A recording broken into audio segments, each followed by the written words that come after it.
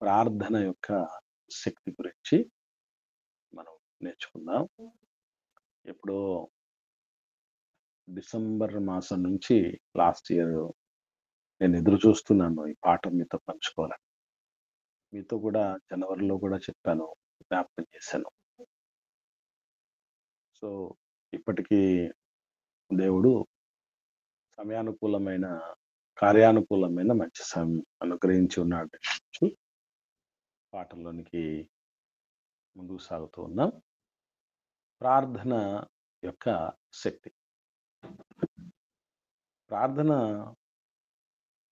దీని తాలూకు శక్తులు, ప్రార్థన తాలూకు విషయాలు, అవగాహనలు, ఇది ఎక్కడ ప్రారంభమైంది, ఎవరు ప్రారంభించారు, ప్రార్థన ద్వారా ఎన్ని రకాలైనటువంటి మేలులు ఎవరు ఎలా పొందుకున్నారు, ఇవన్నీ మనకు చాలా చాలా విన్నాం. ప్రార్థన గురించి కనీస అవగాహన లేనటువంటి వారు బహుశా దేవుని పిల్లల్లో ఎవరు ఉండకపోవచ్చు. కానీ ఈ పాట మనం విన్న తర్వాత 100% మనకి చాలా చాలా విషయాలు తెలియదు, ప్రార్థన తాలూకు విషయాలని అర్థమవుతుంది. నేను పాటల్లోనికి వెళ్ళటానికి ముందు ఒక ప్రశ్న మీ ముందుంచి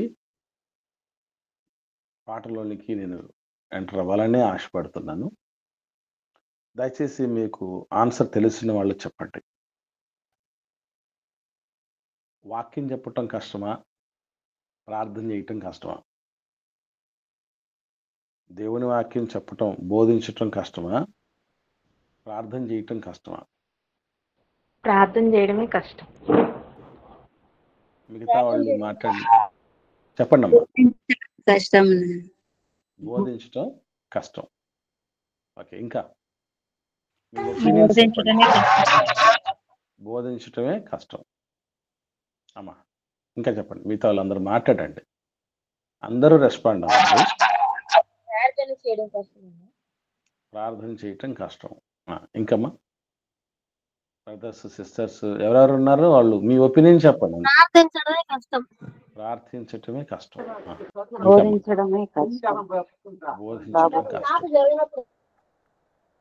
రైట్. చూడండి ఇక్కడ మనం రెండు కష్టమే. ఇది ఈ ఆప్షన్ లేదమ్మా, మూడో ఆప్షన్ లేదమ్మా కుమారమ్మా. రెండే ఆప్షన్స్ ఉన్నాయి, ఇది కష్టమా అది కష్టం.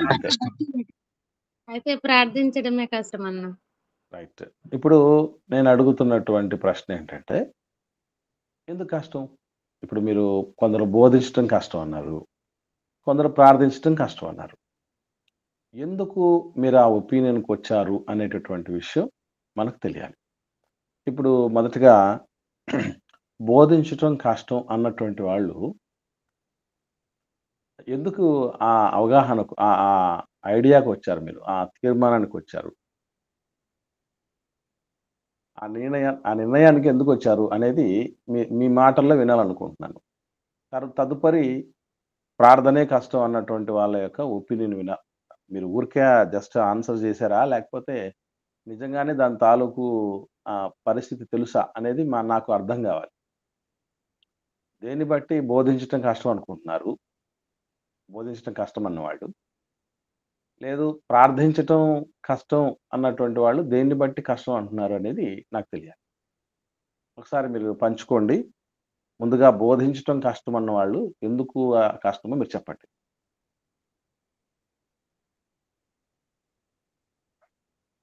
త్వరగా స్పందించండి.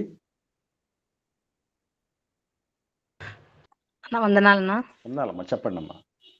నా ప్రార్థన అయితే ప్రతిరోజు మనం ఏకాంతంగా ఉన్నప్పుడు చేసుకుంటూ ఉంటాము. అలాగే బోధకులు చేసేప్పుడు వింటా, తర్వాత ఆన్లైన్లో అయితేనేమి, సంఘంలో అయితే ప్రార్థన చేయగలుగుతూ ఉంటాం. అది ఇంకా అలవాటు ప్రకారంగా ఎక్కడున్నా కానీ చేయడానికి మనం సిద్ధంగా ఉంటాం, చేయగలుగుతాం అనే నా ఒక ఒపీనియను. ఒక వాక్యం చెప్పాలి అంటేనా దాని గురించి మనం ఎన్నో అవగాహన కలిగి ఉండాలి, అందరికీ అర్థమయ్యే విధంగా చెప్పాలి కదా. అది మన వల్ల అవుతుందో కాదో అన్న విధంగా కూడా నేను అట్లా ఆలోచన చేసి చెప్పానన్నమాట. ఓకే, ఇప్పుడు సహోదరిమణి చెప్పినటువంటి దాంతో ఏకీభవించేటటువంటి వాళ్ళు మాత్రమే కాకుండా ఇంతకు మించి ఇంతకు మించి వేరే విషయాలు కూడా మాకు తెలుసు, అందుకే బోధించడం కష్టం అన్నోళ్ళు ఎవరన్నా ఉంటే మాట్లాడండి. ప్రార్థన చేసేటప్పుడున మనకు కలిగిన సమస్యలు చెప్పుకొని ఎవరు చెప్పాల్సిన అవసరం లేనా ప్రార్థన. మనకు ఉండే సమస్యలు, మన బాధలు అవన్నీ దేవుని సన్నిధిలో చెప్పుకొని ప్రార్థన చేసుకొని ఈయనైనా అని అడుగుతాంనా. అదే వాక్యం అయితే దాని బైబిల్లో చాలా మటుకు అర్థం కానిటువంటి ఆయన అట్లాంటివన్నీ మనం చదువుకొని చేయాలా. దాంట్లో అసలు అవకాశాన్ని పట్టాలంటే కాదు, నా కష్టం నా చాలా. వెరీ గుడ్ అమ్మా, మాట్లాడండి. అలాగే సార్, దేవుని మనసులో నిండు మనసుతో మనం ఆరాధించుకుంటూ పాటలు పాడుకుంటూ వాక్యం చెప్పుకుంటూ ఉంటే, దేవుడు మన నిండు హృదయముతో ఉంటే సమస్తము మనకి సాధ్యమే. అంతే కదా సార్? ఓకే అమ్మా, నేను అడుగుతున్న ప్రశ్న ఏంటంటే అమ్మా, ప్రార్థన చేయటం కష్టమా, బోధించటం కష్టమా?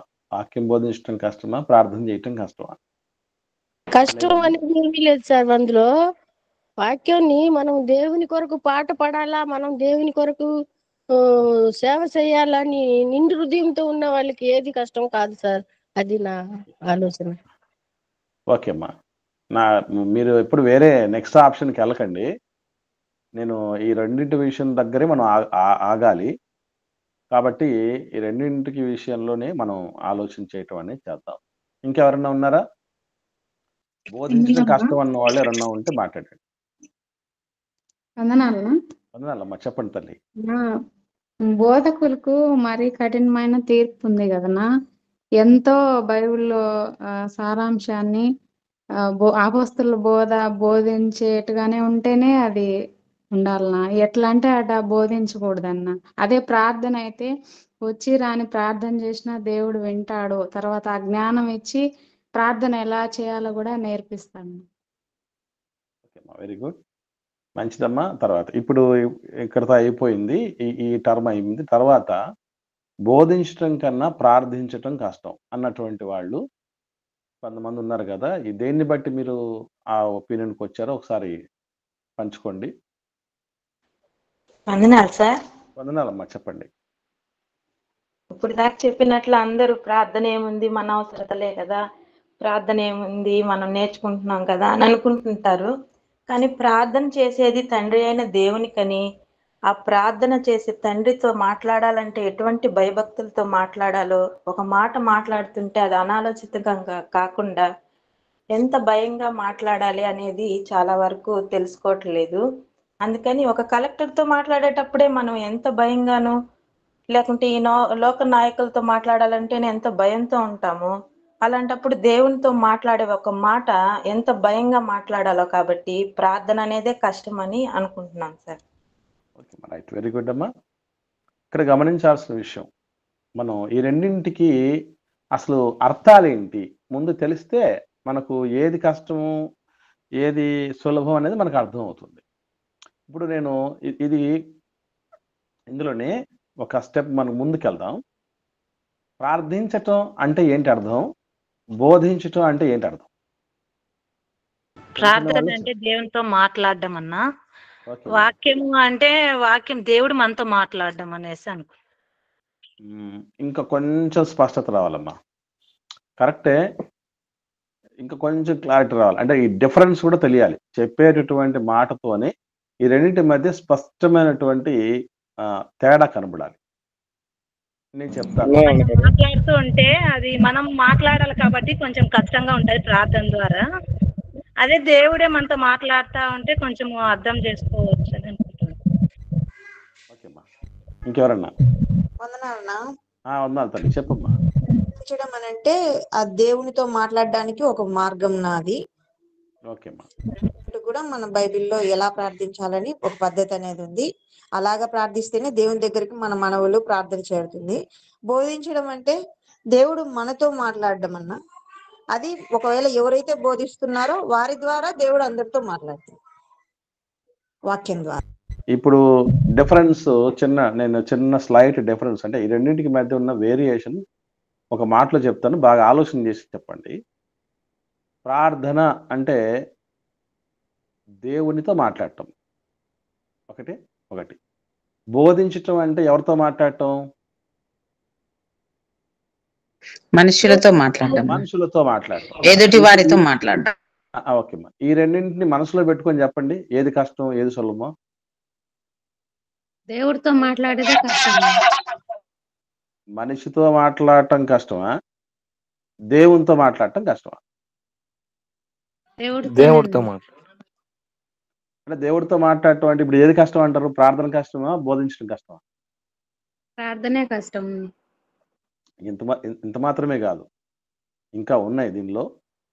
మనం ఇంకా లోతులకు వెళ్ళగలిగితే ప్రార్థన తాలూకు విషయాలు చాలా మనకు తెలియాల్సి ఉన్నాయి. మొట్టమొదటి విషయం ఏంటంటే, అందరూ బోధ మీద అదేదో చాలా తీక్షణమైంది, చాలా గొప్పది, హై, దాన్ని అందుకని అలా అనుకొని అది కష్టం అనుకొని అది చాలా అందరికీ అది సాధ్యమేది కాదనుకుని ఏం చేస్తున్నారంటే, దాన్ని బోధించడానికి సపరేటు యూనివర్సిటీ ఉన్నాయి, కోర్సులు ఉన్నాయి, డిగ్రీలు ఉన్నాయి, రకరకాలైనటువంటి పద్ధతులు, పరిస్థితులు ఉన్నాయి.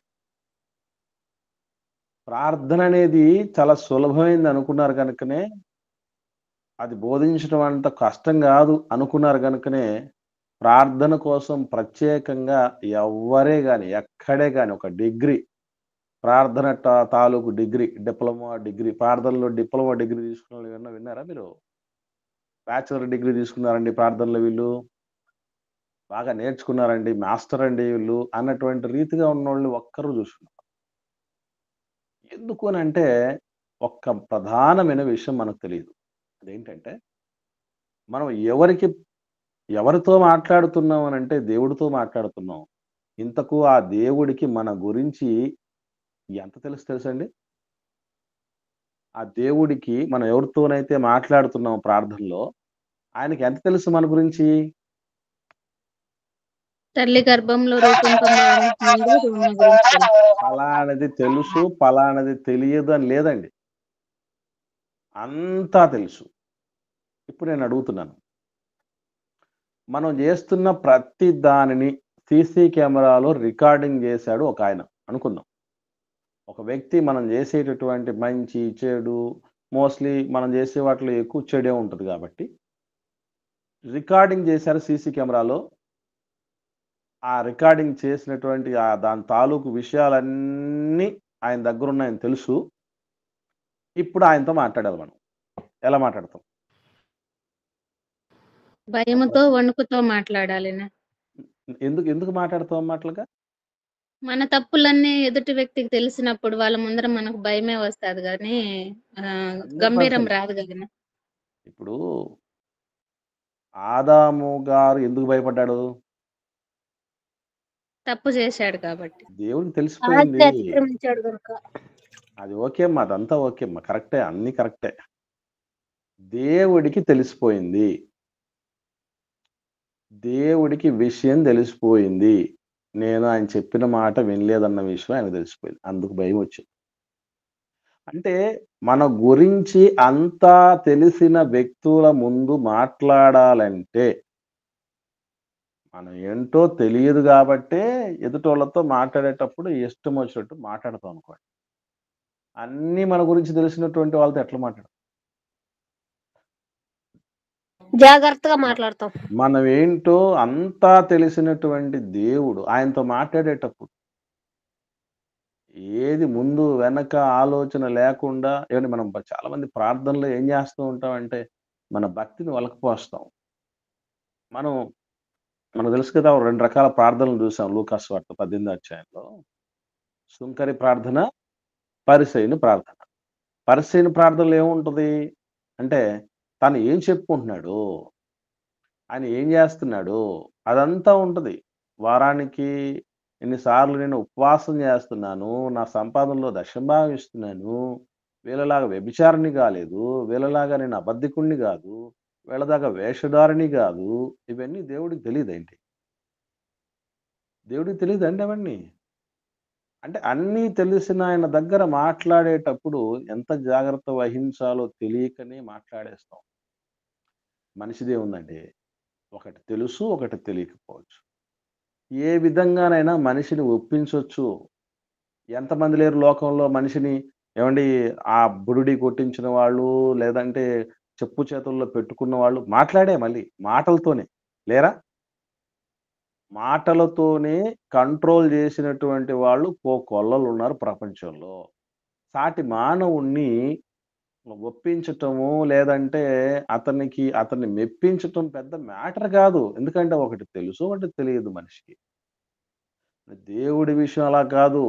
మనం ఏమనుకుంటున్నామంటే ఇప్పటిదాకా ప్రార్థనదేముందిలే అనుకున్నాం. నథింగ్ అనేటటువంటి పరిస్థితి అనుకున్నాం. అస్సలు గుర్తుపెట్టుకోండి. బోధించటం కంటే చాలా చాలా రెట్లు కష్టమైనది, సవాలుకరమైనది ప్రార్థించటమే. ఏమీ తెలియని మనిషితో మాట్లాడడానికి, అన్నీ తెలిసిన దేవుడితో మాట్లాడడానికి ఎంత డిఫరెన్స్ అండి? మనం అందరం గూడా ఇప్పటిదాకా చేసిన పెద్ద పొరపాటు అదే. ప్రార్థన జేసేటప్పుడు మన ఇష్టం ఇక. ఎటు పోతామో తెలీదు. ఏం జేస్తామో తెలీదు. అందుకే చాలామంది చూడండి దేవుడికి ఆర్డర్‌లేసేవాళ్ళుంటారు. తెలుసా మీకు ప్రార్థనలో? ప్రార్థనలో దేవుడికి ఆర్డర్‌లేసేవాళ్ళు. నాయనా ఈయన్ని చేర్చుకో. అయ్యగారులు కొంతమంది ఏమని ప్రార్థన జేస్తారంటే, ఈయన ఎట్లా బతికాడు, ఆయన ఆ బతికిన బ్రతుకును బట్టి దేవుడు నిర్ణయించేసి ఉంటాడు. చచ్చిపోయిన వెంటనే ఆయన ప్లేస్ డిసైడ్ అయిపోయి ఉంటది. అంతెందుకండి కాసేపు ఆలోచన చేద్దాం. ధనవంతుడు లాజరు సందర్భంలో ధనవంతుడు యూదుడు ఇశ్రాయేలీయుడే గదా! దాని విషయం మీకు ఐడియా ఉందా? ధనవంతుడు ఇశ్రాయేలీయుడే కదమ్మా! అవునన్నా. ఇశ్రాయేలీయుడు అయినప్పుడు ఆయన చనిపోయినప్పుడు దైవజనులు వచ్చి ఏమని ప్రార్థన చేసి ఉంటారు మీరు చెప్పండి? మీకు తెలిసింది చెప్పండి. దైవజనులు వచ్చి ఎంతో ఏమని ధనము గలవాడు, బాగా బతికినవాడు అని ఆయన్ని మెచ్చుకొని ప్రార్థన చేసుంటారన్న. ఆయన ఇంకా గురించి ఇంకా ఇంకా గొప్పలు ఇంకా చెప్పుకుంటారు. ఇంకా ఇంకా ఇంకా లాస్ట్ చివరికి వచ్చేయండి. నీ సన్నిధానానికి దేవుడికి ప్రభువా ఈయన నువ్వు చేర్చుకో, ఈయన నెమ్మదిలో చేర్చు, పరలోకాన్ని చేర్చు, పరదేశకు చేర్చేయి అని ప్రార్థన చేయడానికి 100% స్కోప్ ఉందా లేదా? ఉంది అన్న. ఉంది. పోనీ అయ్యగారు ఇట్లా చేసి రికమెండ్ చేస్తే దేవుడికి ఈ విధంగా అడిగితే చేసేస్తాడా చెప్పండి? ఇప్పుడు చాలా మందికి తెలియదు. ఏదో మనం అనేగానే చెప్పేగానే రికమెండ్ చేయగానే ఆర్డర్ వేయగానే దేవుడికి చేసేస్తాడు అని ఆలోచన చేస్తున్నా. ఆయన ఎవరు అసలు, మనం ఎవరు ఏంటి? ఒక్కరికి అంటే కనీసం ప్రార్థన చేసే పరిస్థితులు ఉండినప్పుడు లోకంలో భక్తులెల్లా మహాభక్తులు సైతం సీనాయి కొండ మీదికి వెళ్ళినప్పుడు దేవుడి సన్నిధిలో మోషే గారు ఉన్నప్పుడు వణికిపోయాడట. దేవునితో మాట్లాడటం కదా, మాట్లాడతాడు కదా పొద కాలిపోతున్న సమయంలో. ఎలా మాట్లాడాలనుకుంటున్నారు ఆయన?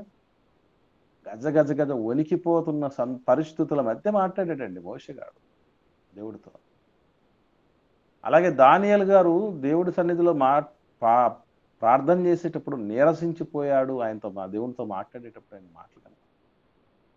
నేను పురుగులాంటోన్నయ్యా, ఒక ధూళిలాంటోన్ని మాట్లాడుతున్నాను నీతో అని సొదొమ గొమొర్రా కోసం మాట్లాడడం జరుగుతుంది విశ్వాసులకు తండ్రి అబ్రహాం గారు. దేవుడితో మాట్లాడుతున్నప్పుడు ఆయనకు అర్థమైనటువంటి విషయం అదే. ఏమనంటే వీళ్ళు అయ్యో లోకాల్ని కలగజేసుకున్న సృష్టికర్తతో నేను మాట్లాడగలుగుతున్నాను. ఇది ఒక దేశాన్ని ప్రధానమంత్రి మన కళ్ళ ముందు వచ్చి నిలబడితే ఏం మాట్లాడతాం మనం? ఏం మాట్లాడతాం? గొప్ప గొప్ప వ్యక్తుల దగ్గర కనీసం మనం ఫోటో తీసుకోవడమే గొప్ప అనేటువంటి పరిస్థితి, సెల్ఫీ తీసుకోవడమే గొప్ప అనే పరిస్థితి. ఆయన ముందు నిలబడి మాట్లాడటం అనేది అంత సులభమైన విషయం కాదు. అందుకే ఎప్పుడన్నా కలెక్టర్ గారితో మాట్లాడడానికి ముందే మీరు ఏం మాట్లాడాలనుకుంటున్నారో క్లుప్తంగా, క్లియర్‌గా, స్పష్టంగా మీరు మాట్లాడాలి. అక్కడ పోయిన తర్వాత మీరు తడబడటం, తటపటాయించటం చేస్తే కుదరదు అని అంటారు క్లారిటీగా. ఒక కలెక్టర్ గారితో మాట్లాడేటప్పుడు, దేశ ప్రధానితో మాట్లాడేటప్పుడే ఎంత ప్రిపరేషన్ ఉండగలిగింది. ఆయన వాళ్ళకు మన గురించి ఏం పెద్దగా తెలీదు. వాళ్ళకు మన గురించి ఏం తెలీదు. కలెక్టర్ గారికి ఆ జిల్లాలో ఒక సభ్యుడు, ఒక పౌరుడని మనకు తెలుసు. మన గురించి ఆయన తెలుసు మహా అంటే. లేదా మనం ఏదో ఎంప్లాయీసా, లేకపోతే పేదవాళ్ళమా, మధ్యతరగతి వాళ్ళమా, లేదంటే ఉద్యోగం చేస్తున్నామా, వ్యాపారం చేస్తున్నామా, స్థితిగతులు ఏ విధంగా ఉన్నాయి అది మాత్రం తెలుసు. మన అంతరంగం తెలిసేంటి? అన్నీ తెలిసిన ఆయన దేవుడు. ఆయన దగ్గర మనం ప్రార్థన చేస్తున్నప్పుడు మన ప్రకటన గ్రంథంలో ఉన్నటువంటి మనకు ప్రకటన గ్రంథం రాసినటువంటి యోహాను గారు దేవుడి సన్నిధిలో చచ్చిన వాణి వలె పడినాడట. దేవుడు మాట్లాడుతూ ఉంటే దేవుడితో మాట్లాడడానికి ఆయనకు కావట్లేదు, ఆయన సన్నిధిలో ఉండటానికి. అది వీళ్ళ అనుభవాలు. అరే మనం ఎట్లా చేసేస్తామంటే అంత సులభంగా చేస్తాం. మీకు విషయం ఒక సహోదరి మని మాట్లాడుతూ చెప్పినటువంటి మాట అదేంటంటే, బోధకుడికి కఠినమైన తీర్పు అని ఉంది, కానీ ప్రార్థన పరుడికి, ప్రార్థన చక్కగా చేసిన వాళ్ళకో చేయని వాళ్ళకో ఈ విధంగా శిక్షలు ఉంటాయి, లేకపోతే బహుమానాలు ఉంటాయని ఏం లేదు కదా. ఇదే మనకు తెలిసింది. కాబట్టి మీకు విషయం చెప్పంటారా? ప్రార్థన, పాపపూరితమైన ప్రార్థనలు కూడా ఉన్నాయి. ఒకసారి చూద్దాం. కీర్తన గ్రంథం 109వ కీర్తన చూద్దాం. 109వ కీర్తన 7వ వచనం చూడండి ఏమనుందో. కీర్తన గ్రంథం 109వ కీర్తన 7వ వచనంలో చదవండి అమ్మా. వాడు విమర్శలోనికి తేబడినప్పుడు దోషి అని తీర్పు నొందునుగాక, వాని ప్రార్థన పాపమగునుగాక. ఆగండి, ఇక్కడ గమనించండి. ఎవరి గురించి మాట్లాడుతున్నారు ఈ సందర్భం? మీకు ఐడియా ఉందా? యూదా గురించి. ఇస్కరియోతు యూదా. వెరీ గుడ్ అమ్మా. ఇస్కరియోతు యూదా గురించి మాట్లాడుతున్న సందర్భం. ఎందుకు పాపమైంది ఆయన ప్రార్థన? ఎందుకైంది అనుకుంటున్నారు? ఆయన ప్రార్థన పాపమైందట కదా. ఎందుకైంది అనుకుంటున్నారు? ప్రార్థనే పాపం అవుద్ది అసలు? ఎందుకైంది అనుకుంటున్నారు? చూపించాడు కదనా ప్రభువు నందు, అది కపటంతో ప్రార్థన చేసేది కూడా పాపమే కదనా. అదనమాట. అంటే ఇక్కడ మీరు గుర్తుపెట్టుకోవాల్సిన విషయం ఏంటంటే, బయటికి ఏమని చలామణి అవుతున్నాడు ఇస్కరియోతు యూదా? అపోస్తలులలో ఒక్కడు, శిష్యులలో ఒక్కడు, యేసు ప్రభుతో ఉన్నటువంటి శ్రేష్ఠులలో, యోగ్యులలో, ధన్యులలో, ప్రత్యేకించబడినటువంటి వారిలో, త్యాగధనులలో ఒకడుగా కీర్తించబడుతూ ఉన్నాడు లోకంలో. అది ఆయన యొక్క స్టేటస్. కానీ ప్రార్థనలేంటి? ఎలాంటి ప్రార్థన చేసే పరిస్థితులు అంటే మీరు తెలుసో తెలియదు, ఒకసారి ఆలోచన చేయండి. మనకి ఏదన్నా మనసులో అనుకుని చెయ్యాలనుకున్నప్పుడు అక్కడ దేవుణ్ణి కూడా ఇన్వాల్వ్ చేస్తాం. అంటే నాకు తెలిసి ఇస్కరియోతు యూదా ఇలా కూడా ప్రార్థన చేయడానికి అవకాశం ఉంటుంది. ప్రభువా, ఇక్కడ నేను శాస్త్రుల దగ్గరికి, ప్రధాన యాజకుల దగ్గరికి వెళ్తున్నాను, మంచి డీల్ అయ్యేటట్టు చూడు మా ప్రభు విషయంలో, వాళ్ళ విషయంలో మంచి డీల్ అయ్యేటట్టు చూడు. ఇంకా వాళ్ళని తీసుకెళ్ళిపోతున్నాను యేసు ప్రభుని చూపించడానికి గెచ్చమైన తోటలో, అంతా సజావుగా సాగేటట్టు చూడు. అది ఆయన చేస్తున్నటువంటి రహస్య ప్రార్థనలు అయి ఉండొచ్చు. ఎందుకంటే మనం ఏదైతే అనుకుని ఉంటామో గట్టిగా మనసులో దానికోసం దేవుని ప్రార్థన చేస్తాం. దేవుడు ఎన్నోసార్లు చెప్పారు, మీరు ప్రార్థన చేసిన మీ భోగముల నిమిత్తం ప్రార్థన చేస్తారు కాబట్టి నేను విన్నాం అంటాడు క్లారిటీకి దేవుడు. అంటే ప్రార్థన చేసేటప్పుడు దేనికోసం ప్రార్థన చేయాలో తెలియకుండా, లేదు బ్రతుకు బయటికి కనబడేది ఒక రకంగా ఉంది, అసలు జీవితం, లోపల జీవితం మరొక రకంగా ఉంది. ఇలా వేషధారణతో కూడినటువంటి జీవితాలు, బయటికి భక్తి కలిగినటువంటి పరిస్థితి ఉంది, లోపల పరిస్థితి వేరే విధంగా ఉంది. అది తెలుసు ఆయన గురించి. ఇస్కరియోతు యూదా గురించి అంతా తెలుసు దేవుడికి. మరి అలా తెలిసినప్పుడు అట్లాంటి వ్యక్తి ప్రార్థన చేస్తే పాపం ఎందుకు అవుతుంది? దేవుడి చిత్త ప్రకారం చేయనటువంటి ప్రార్థనలు ఈరోజు ప్రపంచవ్యాప్తంగా ఎన్ని ఉన్నాయి? ఒకనాడు మహాజ్ఞాని సొలొమోను గారు ప్రార్థన చేసినప్పుడే, నువ్వు ఇలాగూ ప్రార్థన చేసినందుకు గాను నీ మనవని ఇలా ఆలకిస్తున్నానంటే, ఇలా ప్రార్థన చేయకపోతే ఆలకించడనే కదా. మనం అనుకుంటూ ఉంటాం మనం ప్రార్థన చేస్తున్నాం, మనకు జవాబు వచ్చేస్తుందని.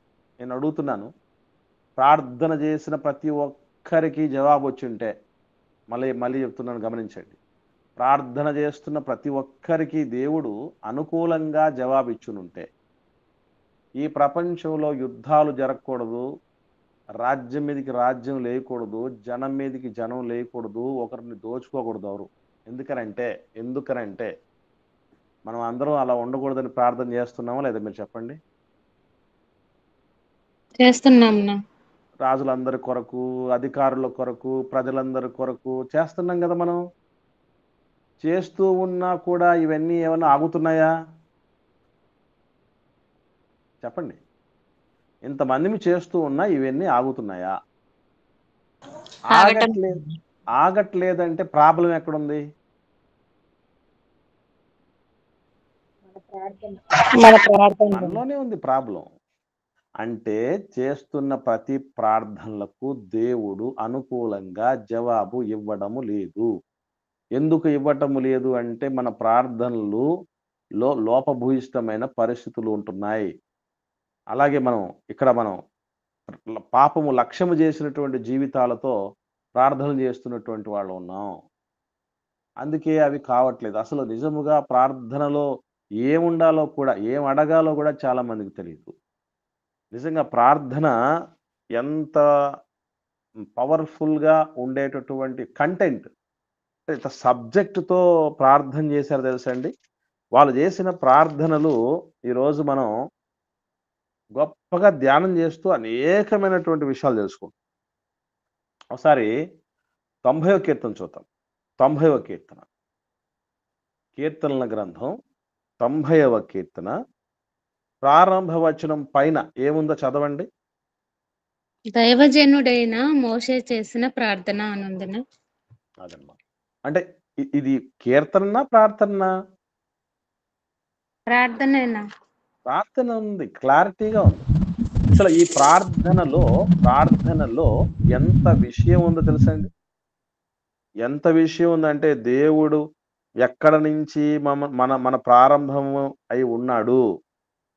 ఈ పర్వతాలు పుట్టక మునుపు, భూమిని లోకమును పుట్టింపక ముందు యుగయుగములు నీవే దేవుడవు, నువ్వు ఉన్నవాడివి. ఎంత విషయం చెప్తున్నాడు దేవుడి గురించి. ఏదో బైబిల్ దేవుడో లేకపోతే యేసుప్రభుల వారు నిన్న మొన్న వచ్చారు వాళ్ళు, ఎప్పటి నుంచో మన దేవుళ్ళు ఉన్నారని మిగతా వాళ్ళు చెప్తూ ఉంటారు కదా. అసలు భూమి కూడా పుట్టక ముందే నువ్వు ఉన్నావయ్యా అన్నటువంటి విషయం ప్రార్థనలో చెప్తున్నాడు. అంటే ప్రార్థన ద్వారా కూడా ఎన్ని విషయాలు తెలియాలంటే దేవుని గురించినటువంటి అనేకమైన సత్యాలు తెలియాలి. మన జన్మకు సంబంధించినటువంటి ఇతివృత్తం తెలియాలి. మనం ఎక్కడి నుంచి వచ్చామో తెలియాలి. ఎక్కడికి తిరిగి వెళ్ళాలో తెలియాలి. ఎలా ఈ విధంగా భూమి మీద ఎలా బతకాలో తెలియాలి. ఎన్ని చెప్తున్నాడు అని అంటే 3వ వచనంలో నువ్వు మనుషులను మంటికి మారుస్తున్నావు. ఎందుకు మారుస్తున్నావయ్యా అంటే నరులారా తిరిగి రండి అని నువ్వు సెలవిస్తున్నావు అని కూడా అంటాడు. అంటే మన ప్రారంభం గురించి, మన మనుగడ గురించి, మన మరణం గురించి, మరణానంతరం ఎక్కడికి వెళ్తాం అంటే తిరిగి దేవుడి దగ్గరికి వెళ్ళిపోతాం. గాల్లో కలిసిపోవటం, దయ్యాలు అయిపోవటం, ప్రేతాత్మలు అయిపోవటం ఇవి కాదు అని ఒక ప్రార్థనలో ఎంత విషయాన్ని ఆయన క్రోడీకరించి చెప్తున్నాడో, మాట్లాడుతున్నాడో తండ్రితో గమనించండి. యేసుప్రభుల వారు ప్రతిరోజు ఆయన దేవుడికి ప్రతిరోజు రాత్రంతా ప్రార్థనలో గడుపుతూ ఉన్నాడట. అంటే మీకు ఎప్పుడైనా డౌట్ వచ్చిందో లేదో, రోజు అంత టైం ప్రార్థన చేయడానికి ఏముంటది అసలు? అక్కడ ప్రోగ్రెస్ రిపోర్ట్ చెప్తున్నాడు దేవుడికి. పిన్ టు పిన్ ఆయన పరిచర్య ప్రారంభించినటువంటి ఆ దినం ప్రారంభంలో నుంచి దినం ముగించేంత వరకు ఎవరెవరి మధ్య సంచరించటం జరిగింది, ఎవరెవరు ఎలా స్పందించటం జరిగింది, ఎవరెవరికి ఎటువంటి బోధ చెప్పటం జరిగింది, ఎంతమందికి ఆయన బ్యాప్టిజం ఇవ్వటం జరిగింది, ఎంతమంది నిలిచారు, ఎంతమంది పడిపోయారు, ఎంతమంది నిలకడగా ముందుకు సాగుతున్నారు, ఏంటి ఇదంతా పిక్చర్. శిష్యుల తాలూకు ఇన్ఫర్మేషను, మిగతా యూదుల తాలూకు ఇన్ఫర్మేషను, శాస్త్రుల పరిసయ్యుల తాలూకు ఇన్ఫర్మేషను అన్నీ సంబంధించి రోజు జరుగుతున్న ఇన్సిడెంట్లన్నిటి సమాహారం దేవుడికి ఇచ్చేస్తున్నాడు. మనం ఎప్పుడైనా కూడా మనం చేసినటువంటి పనుల తాలూకు మన సేవా పరిచయంలో లేకపోతే ఆధ్యాత్మిక జీవితంలో వచ్చిన అనుభవాలు ఏవి పంచుకోం దేవుడికి. ఎందుకు పంచుకోం అంటే మనకు ఉంటాయి కదా, ఉండవు. అందుకే ప్రేయర్లో చేసేటప్పుడు ఏమున్నా ఎంతకున్నా మనకు ఈ అవసరతలు వాటన్నిటి గురించి తప్ప మరొక యావ గాని మరొక ఆలోచన గాని ఉండనే ఉండదు. కాబట్టి ఆయన ఎంతటి రీతిగా అద్భుతమైనటువంటి చేస్తున్నాడు ప్రార్థనలు అని అంటే, ఒకసారి చూడండి మా 10వ వచనం. మా ఆయుష్కాలము 70 సంవత్సరములు, అధిక బలమున్న ఎడల 80 సంవత్సరములగును. అయినను వాటి వైభవం ఆయాసమే, దుఃఖమే. అది త్వరగా గతించును, మేము ఎగిరిపోతాము. నీ ఆగ్రహ బలము ఎంతో ఎవరికి తెలియను? నీకు చెందవలసిన భయము కొలది పుట్టు నీ క్రోధము ఎంతో ఎవరికి తెలియను? మాకు జ్ఞాన హృదయం కలుగునట్లు మాకు నేర్పు చేయించయ్యా. మా దినములు లెక్కించడానికి మాకు నేర్పునైనా అని మొత్తం ఈ యొక్క 90వ కీర్తన అంతా కూడా దేవుడికి ఏ రీతిగా ప్రార్థన చేయాలి అనేటటువంటి విషయం ఎంత కూలంకషంగా చెప్పబడిందో ప్రార్థనలో. కాబట్టి మొత్తం దేవుడంటే ఏంటో, మొత్తం దేవుడంటే ఏంటో, ఆయన ప్రేమ, మరణాన్ని మానవుడికి ప్రసాదించటం వెనక ఆయనకున్నటువంటి ప్రేమ ప్రణాళికలు ఎంత గొప్పవో అక్కడ చెప్తున్నాడు. ఆయనకున్నటువంటి ఆగ్రహం ఎందుకు వచ్చిందో చెప్తున్నాడు. మానవుడు ఎందుకు క్షీణించిపోతున్నాడో చెప్తున్నాడు. మానవుడు ఆయుష్కాలం విషయంలో దెబ్బతింటున్నాడనే విషయం అర్థం చేసుకున్నాడు ఆయన. అసలు ఈ ఆయుష్కాలం అంతట్లో ఆయాసం దుఃఖమే అన్నటువంటి రీతిగా తిరిగి నేను వచ్చేయాలి, మేము వచ్చేయాలి, మేము వచ్చేయాలి అన్నటువంటి మాటలు ఎంత ఉంది ప్రార్థనలో. ఏ రోజైనా మనం ప్రార్థన చేసేటప్పుడు ఇంత ప్రిపరేషన్తో తండ్రి దగ్గర ఉండగలగాలి అన్నటువంటి పరిస్థితి, అంటే అటు తండ్రి గొప్పతనం. ఈవెన్ మనకు అందరికి తెలియని విషయం ఏంటంటే, మాకు ప్రార్థన నేర్పించయ్యా అని వచ్చారండి యేసుప్రభుల వారి దగ్గరికి శిష్యులు. తెలుసు కదా మీకు. ఎందుకంటే అసలు వాళ్ళకి తెలియకపోవటం ఏంటంటే, అసలు వాళ్ళు ఎంత ఉద్దండులు, ఎంత నేర్చుకున్నటువంటి వాళ్ళు, స్వయంగా యేసు ప్రభు దగ్గర ఉండి నేర్చుకున్నటువంటి వ్యక్తులు, సాక్షాత్తు సృష్టికర్త దగ్గర ఉన్నటువంటి వ్యక్తులు ప్రార్థన మాకు నేర్పించాయని అని అడిగారు. ఒకసారి చూద్దాం. లూకాసు వార్త 11వ అధ్యాయం ప్రారంభం వచనం. ఎందుకు ఆ విధంగా అడగాల్సి వచ్చింది వాళ్ళు? ఎవరైనా ఎప్పుడైనా మనం ఇలాగ అడిగి ఉంటామా? దైవజనుని కానీ, ఇంట్లో పెద్దల్ని కానీ, ఎవరినైనా ఇలా అడిగి ఉంటామా? చూడండి ఏమని అడుగుతున్నారు. చదవండి అక్కడ లూకాసు వార్త 11వ అధ్యాయము ప్రారంభం వచనం నుండి. ఆయన ఒక చోట ప్రార్థన చేయుచుండెను. ప్రార్థన చాలించిన తర్వాత ఆయన శిష్యులలో ఒకడు, ప్రభువా, యోహాను తన శిష్యులకు నేర్పినట్టుగా మాకును ప్రార్థన చేయ నేర్పుమని ఆయనను అడిగెను. అందుకు ఆయన, చదవాలన్నా? చూడండి, గమనించండి, ఒక మంచి మాట గమనించండి. ప్రభువా, యోహాను గారు తన శిష్యులకు నేర్పించండి. బాప్తిస్మిచ్చే యోహాను గారు కూడా ప్రార్థన నేర్పించాడు శిష్యులకి. ప్లస్ ఇది చూసి శిష్యులు వచ్చి, అపోస్తలు వచ్చి, 12 మంది శిష్యులు వచ్చి యేసు ప్రభుని మాకు కూడా నేర్పించంటే, నిజంగా మనలాగే అనుకోని ఉంటే యేసు ప్రభు ఏమని చెప్పేవాడు? మనలాగే అనుకోని ఉన్నాడు అనుకుందాం కాసేపు. యేసు ప్రభులు వారు ఏమని చెప్పేవాడండి?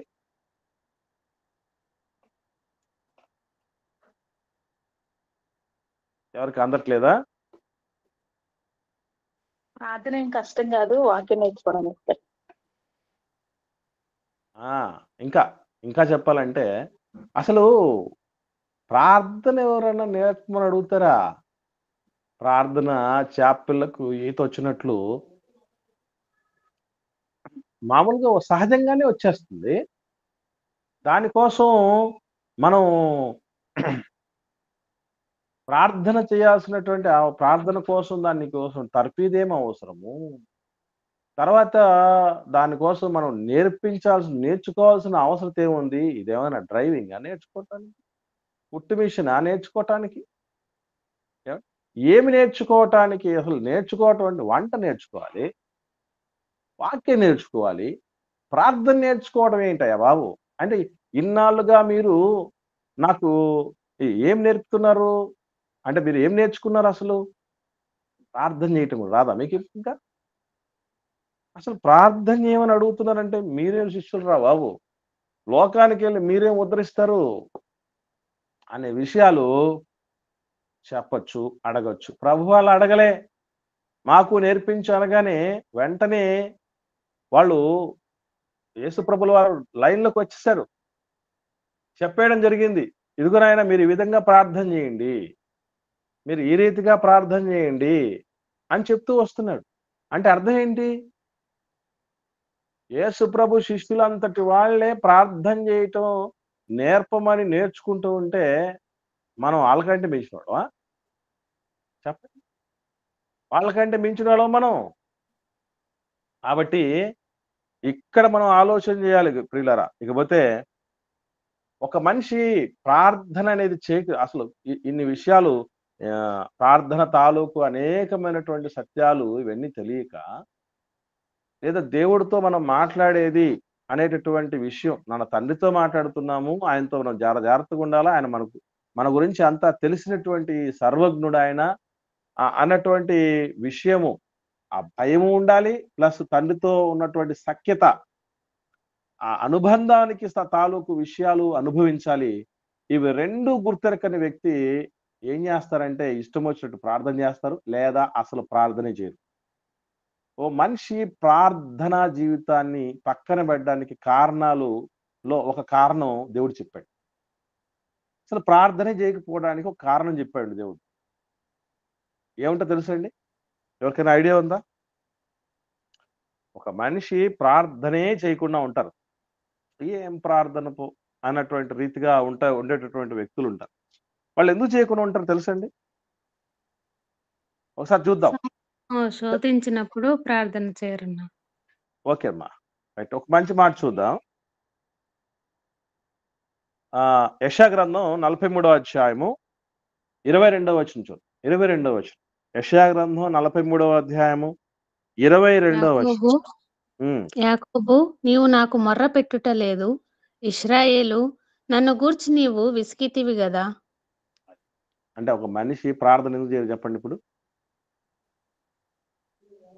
విసిగిపోయినప్పుడు, దేవుడి విషయమై విసుగొచ్చింది అనుకోండి, దేవుడికి ప్రార్థనే చేయటం జరగదు, ప్రార్థనే చెయ్యరు.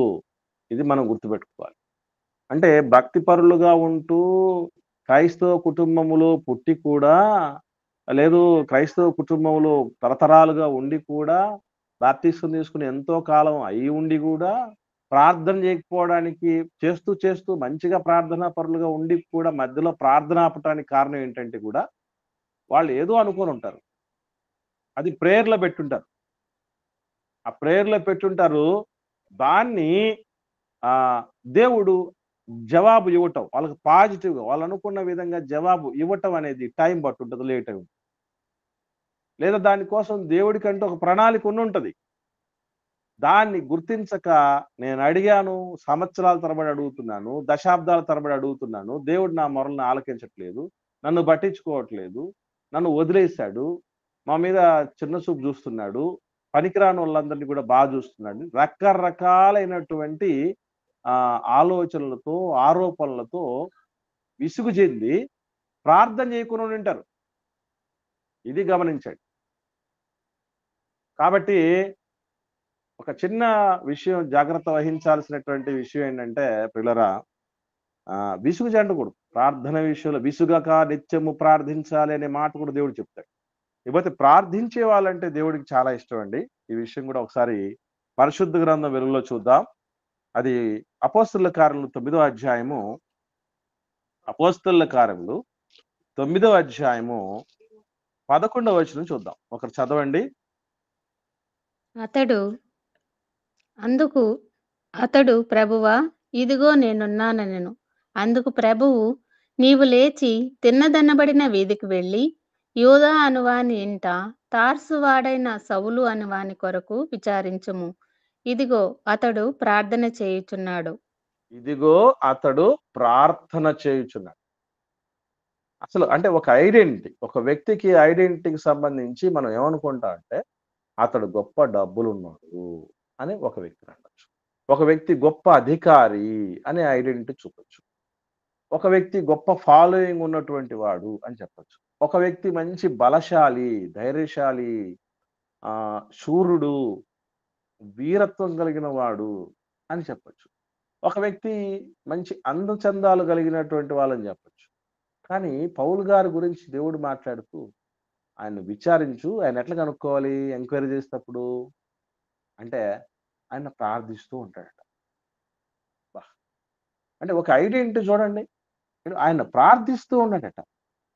ప్రార్థించేటటువంటి పరిస్థితి నిజంగా అబీమెలెకుతో అబ్రహాం గారి కోసం దేవుడు మాట్లాడుతూ కూడా ఏమని చెప్పాడంటే ఆదికాండం 20వ అధ్యాయము 7వ వచనంలో చూడండి ఏమని రాయబడిందో. ఆదికాండం 20వ అధ్యాయం 7వ వచనం. కాబట్టి ఆ మనుష్యుని భార్యను తిరిగి అతనికి అప్పగించుము, అతడు ప్రవక్త, అతడు నీ కొరకు ప్రార్థన చేయును. చూడండి, అతడు నీ కొరకు ప్రార్థన చేస్తాడు. అతడు ప్రార్థన చేస్తాడు. ఆయన ప్రార్థన చేయటం తెలుసు. అతడు ప్రార్థనాపరుడు. కాబట్టి ప్రార్థన పరుడిగా ఉన్నటువంటి వాళ్ళలో ఒక అబ్రహాం గారు ఉన్నారు. ఒక దానియేలు గారు ముమ్మారు ప్రార్థన చేస్తున్నారు యథావిధిగా అన్నటువంటి మాటలు మనం చూస్తూ ఉంటాం. అలాగే సౌలు గారిని కూడా గుర్తుపెట్టుకోవాలంటే ఆయన ప్రార్థించేవాడిగా ఉంటాడండి. అంత మాత్రమే కాదు ప్రియులారా, ప్రార్థన నిజంగా సరైన రీతిలో భక్తి జీవితాన్ని దేవుడు అనుకున్నటువంటి రీతిగా బతుకుతున్నటువంటి వ్యక్తికి ప్రార్థన అనేది ఏంటో తెలుసండి. అది ఒక బలం, ఒక ధైర్యం. ఇది నేను చెప్తున్న మాట కాదు. ఒకసారి చూద్దాం. 5వ అధ్యాయము యోహాను రాసిన మొదటి పత్రిక 14-15 వచనాలు చూద్దాం.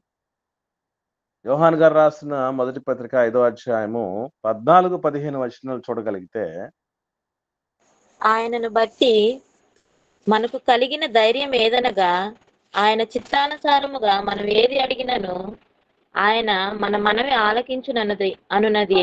ఇక్కడ మీరు గమనించండి. చాలమ్మా. అంటే ఇప్పుడు ఇది ఏంటి, దేని గురించి మాట్లాడుతున్నాడు ఈ వచనం? ప్రార్థన గురించే మాట్లాడుతున్నాడు. ప్రార్థన గురించే మాట్లాడుతూ ఏమంటున్నాడు? ఆయనను బట్టి మనకు కలిగిన ధైర్యం. అంటే ప్రార్థన ఏమిస్తుంది మనిషికి అంటే ధైర్యం ఇస్తుంది. ప్రార్థన మనకు ధైర్యం ఇస్తుంది.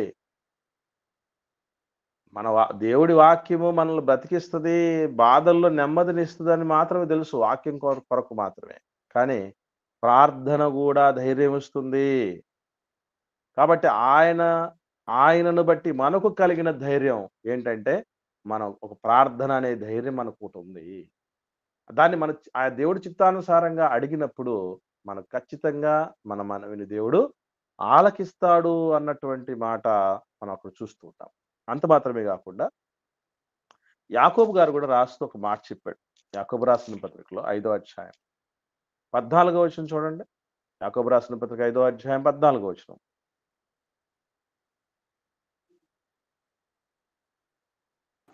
మీలో ఎవడైనను రోగి అయి ఉన్నాడా? అతడు సంఘపు పెద్దలను పిలిపింపవలెను. వారు ప్రభువు నామమున అతనికి నూనె రాచి అతని కొరకు ప్రార్థన చేయవలెను. ఇంకా విశ్వాస సహితమైన ప్రార్థన ఆ రోగిని స్వస్థపరచును, ప్రభువు అతని లేపును, అతడు పాపం చేసిన వాడైతే పాప క్షమాపణ నొందును. ప్రార్థనలో ఎన్ని ఉన్నాయి? ప్రార్థన ద్వారా ఎన్ని జరుగుతాయట? ప్రార్థనల ద్వారా జరిగేటటువంటి విషయాలు చూస్తే రోగికి స్వస్థత కలుగుతుందట. తర్వాత పాపము చేసిన వాడైతే అది పాపానికి క్షమాపణ దొరుకుతుందట. ఇంకా మీ పాపాలు ఒకరితో ఒకరు ఒప్పుకోండి, మీరు స్వస్థత పొందినట్లు ఒక్కరి కొరకు ఒకడు ప్రార్థన చేయండి. చాలా మందికి తెలియని విషయం ఏంటంటే, మనం ప్రార్థన చేసేటప్పుడు ఎవరో మన కోసం ప్రార్థన చేయటం, లేదంటే ఎవరి కోసం మనం ప్రార్థన చేయటం అనేటటువంటిది కాదు దేవుడు చెప్తున్నాడు. మన గురించి ఒకరికొకరు చేసుకోవాలట ప్రార్థన. అంటే సంఘస్థులు, సాటి సంఘస్థులు, కాపరి, సంఘ బిడ్డలు వీళ్ళు ప్రార్థన చేసుకోగలట. ఇక్కడ మీరు ఒకరికొకరు చేసుకోగలిగినటువంటి రీతిగా ప్రార్థన ఉండండి. ఎందుకంటే ప్రతి సంఘానికి, ప్రతి సహవాసానికి వాళ్ళ అంటే ఒక బంధం బలపడాలి అని అంటే, ఒకరి మీద భారం పెరగాలంటే, ఒకరి మీద ప్రేమ పెరగాలంటే గుర్తుపెట్టుకోండి, మనం ప్రార్థన ఇంతకుముందు చెప్పాను మీకు, ఒకరి కోసం ప్రార్థన చేస్తున్నామంటే వాళ్ళ మీద ప్రేమ లేనిదే మనఃపూర్వకంగా చేయం. మనం వాళ్ళ మీద ఒక సదభిప్రాయం లేనిదే వాళ్ళ కోసం మనం హృదయపూర్వకంగా ప్రార్థన చేయం. ఏదో పెదలతోనే వచ్చేస్తుంది ప్రార్థన, అలాంటి కాదు. అలా చెప్తున్నాడు చూడండి. ఇంకా చెప్పాలంటే, నీతిమంతుని విజ్ఞాపన మనఃపూర్వకమైనది, బహుబలము గలది. ప్రార్థనలో బలం ఉంది. ప్రార్థనలో బలం ఉంది, ఆత్మకు బలం. బలహీనతలు తొలగించే బలం ప్రార్థనలో ఉంది. కానీ ఇవన్నింటినీ కూడా మనం చేయటానికి సంబంధించి ఒక్కటి గుర్తుపెట్టుకోవాలి. అదేంటంటే మనలో వేషధారణ జీవితం ఉండకూడదు. పైకి ఒకలాంటి జీవితం, లోన మరోలాంటి జీవితం ఉండకూడదు. మనం పాపము లక్ష్యం చేయకుండా ఉండగలగాలి. అప్పుడే మన ప్రార్థన అనేటటువంటి దానిలో ధైర్యం ఉంటుంది. మన ప్రార్థనలో బహుబలం ఉంటుంది అనేటువంటి విషయం మనం మర్చిపోకూడదు. కాబట్టి ప్రియులారా, దయచేసి గుర్తుపెట్టుకోండి. కొంతమంది ప్రార్థనలు ఏం చేస్తూ ఉంటారు తెలుసండి? దీర్ఘ ప్రార్థనలు చేస్తూ ఉంటారు. లోకంలో మన మనవి వినబడాలని, మనం నీతిమంతులు అనుకోవాలని కొంతమంది ప్రార్థనలోనే కేకలేసేస్తారు. ప్రార్థనలోనే అన్ని భాషలు మాట్లాడేస్తారు. ఇవన్నీ మనుషులకు కనబరుచుకోవటానికే ఇదంతా. దేవుణ్ణి రంజింప చేయాలన్నటువంటి పరిస్థితి కాదు. నా తండ్రితో నేను మాట్లాడుతున్నాను, నేనేం మాట్లాడాలి అనేటువంటి విషయమే స్పృహే లేకుండా చేస్తున్నటువంటి పరిస్థితులు. ఒకనాడు భక్తులు ప్రార్థన చేశారు. ఏమని, దేని కొరకు ప్రార్థన చేశారో ఒకసారి అపోస్తలుల కార్యాలు 4వ అధ్యాయం 24వ వచనం నుండి చూద్దాం. చివరిగా ఈ మాట చూసుకొని మనం ముగించుకుందాం. 4వ అధ్యాయం అపోస్తలుల కార్యాలు 24వ వచనం నుండి నేను చదువుతానమ్మా. ఎక్కువ ఉన్నాయి విషయాలు, నేను చదువుతాను. వారు విని ఏక మనసుతో దేవునికి ఎట్లు బిగ్గరగా మొరపెట్టారు. నాథా, నీవు ఆకాశమును, భూమిని, సముద్రమును, వాటిలోని సమస్తమును కలగజేసిన వాడు. అన్ని జనులు ఏల అల్లరి చేసిరి, ప్రజలెందుకు వ్యర్థమైన ఆలోచనలు పెట్టుకుని, ప్రభు మీదను ఆయన క్రీస్తు మీదను భూరాజులు లేచిరి, అధికారులు ఏకముగా కూడుకొని అని నీవు పరిశుద్ధాత్మ ద్వారా మా తండ్రియు నీ సేవకుడైన దావీదు నోట పలికించితివి. ఏవి జరగవలనని నీ హస్తమును నీ సంకల్పమును ముందు నిర్ణయించెను. వాటినన్నిటినీ చేయుటకే నీవు అభిషేకించిన నీ పరిశుద్ధ సేవకుడైన యేసునకు విరోధముగా హేరోదు, పొంతి పిలాతు అన్ని జనులతోనూ ఇశ్రాయేలు ప్రజలతోనూ ఈ పట్టణమందు నిజముగా కూడుకుంది. ప్రభువా, ఈ సమయమునందు వారి బెదిరింపులు చూచి రోగులను స్వస్థపరచుటకును నీ పరిశుద్ధ సేవకుడైన యేసు నామము ద్వారా సూచక్రియలు మహత్కార్యాలను చేయుటకును నీ చెయ్యి చాచి ఉండగా నీ దాసులు బహుధైర్యముగా నీ వాక్యము బోధించినట్లు అనుగ్రహించుము అని వారు ప్రార్థన చేయగానే వారు కూడి ఉన్న చోట కంపించిపోయిందట. కాబట్టి అంతగా వాళ్ళు ప్రార్థన చేశారు. బహుధైర్యముగా వాళ్ళు నాయనా ఈ బెదిరింపులకు బెదరకుండా అదరకుండా ముందుకు సాగిపోవాలి అని ప్రార్థన చేయటం అనేది జరిగింది అన్నాడు.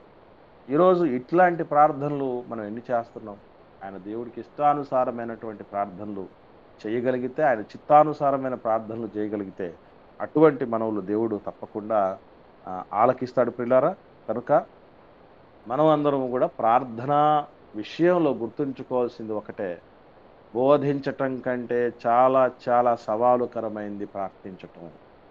అన్నీ తెలిసిన మన దేవుడితో మనం మాట్లాడుతున్నామని, అందుకే మన మాట జాగ్రత్తగా ఉండాలని దేవుడు ఊరికే చెప్పాలి.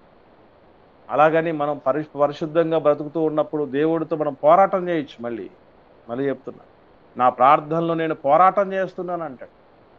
ఏమండి, బాగా ఆ నాన్నతో మంచి సఖ్యత కలిగినటువంటి బిడ్డ, నాన్న మనసు గెలుచుకున్నటువంటి బిడ్డ, కూతురో కొడుకో ఎట్లా మాట్లాడతారు? నాది నాకు ఇవ్వు డాడీ, ఇవ్వకపోతే ఎట్లా? నేను నీ బిడ్డను కదా ఏంటి? నాకు ఇవ్వకపోతే ఎవరికి ఇస్తాను? ఇవన్నీ మాట్లాడతాం కదా. అంత ధైర్యంతో, అంత ర్యాపోతో దేవుడితో మనం అడగగలగాలి. చేయాలి, తప్పు లేదు అందులో.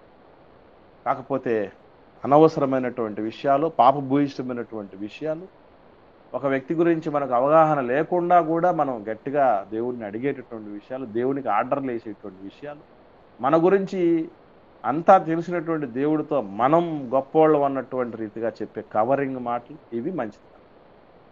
కనుక పిల్లరా, మన ప్రార్థన పాపము అయ్యే పరిస్థితులు, ప్రమాదాలు ఉన్నాయి. మన ప్రార్థన రేపు పరిమళ వాసనగా దేవుడి సన్నిధిలో చేరగలిగినటువంటి పరిస్థితులు ఉన్నాయి. కనుక ఇది ప్రార్థన తాలూకు ప్రధానమైనటువంటి విషయాలన్నీ గుర్తెరిగి ప్రార్థన విషయంలో బహుజాగ్రత్త కలిగి తండ్రి అంగీకరించే విధంగా మనం ప్రార్థించి 10 మందికి మేలుకరంగా సిద్ధపడుదుముగాక. ఆమేన్.